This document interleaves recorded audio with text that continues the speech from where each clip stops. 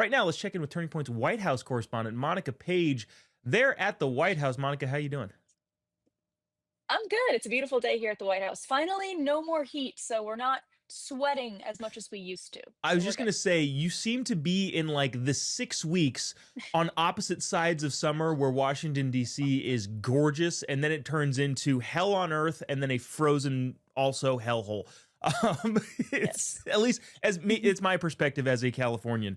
But what's going on at the White House today? There's a lot of stuff going on around the world, but we actually talked briefly beforehand about what we were going to talk about, and I brought up some stuff, and you kind of said that people are just talking about the shutdown. Can you kind of tell us about that?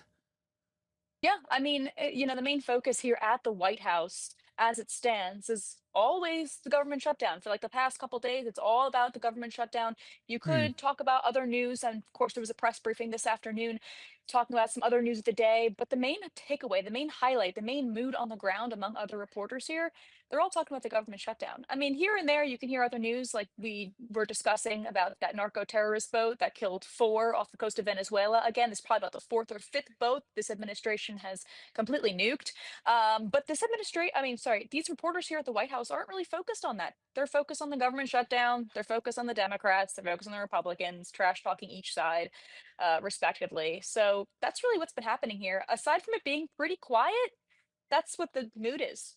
That's yeah. Again, that's so interesting. Just from an outside perspective, I'm sure viewers at home are looking around. Like if you ran into neighbors, the chances of them even knowing there was a government shutdown is like very very slim. And yet, reporters who used to love to jump on this sort of stuff. Oh my gosh, President Trump is killing terrorists, which for some reason we don't like. I don't know about that whole perspective, but usually they'd be all over this sort of stuff. So with all of the stuff going on around the country, obviously the news of the day doesn't stop when the government shuts down. Mhm. Portland is a big topic of conversation. What is the White House's kind of posture towards the riots in Portland, but also political violence else, really anywhere? Sure. Well, Caroline Levitt opened the press briefing, not only addressing the government shutdown, but also addressing this huge story coming out of Portland of what we just saw last night. The White House is responding to this very swiftly, saying they're going to begin to start reviewing the aid that the federal government has been sending to Portland, saying we're going to start cutting that off because we're not going to fund these states that are going to allow anarchy. We're not going to allow, our money to continue flowing into some of these states, helping them with whatever they need help with if they're going to allow the inmates run the asylum. And that's the kind of the main mood on the ground at the White House. They're remaining firm in that as well. They're also going to enhance ICE and CBP funds and resources to Portland specifically as it stands right now.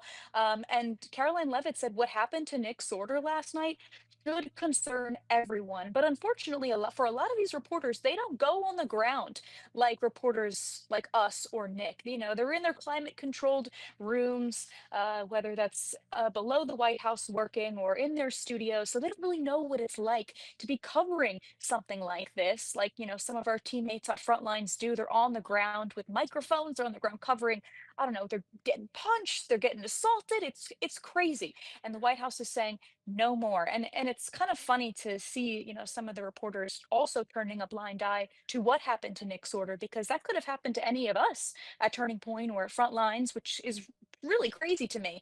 But as it stands right now, there is some new information. The Assistant Attorney General, Harmy Dillon, is on the case. She actually wrote a letter to the Portland Police Department uh, demanding all sorts of documents related to the Portland Police Department's arrest of Nick Sorter and just kind of letting the assailants roam free, allowing these Antifa members to roam free.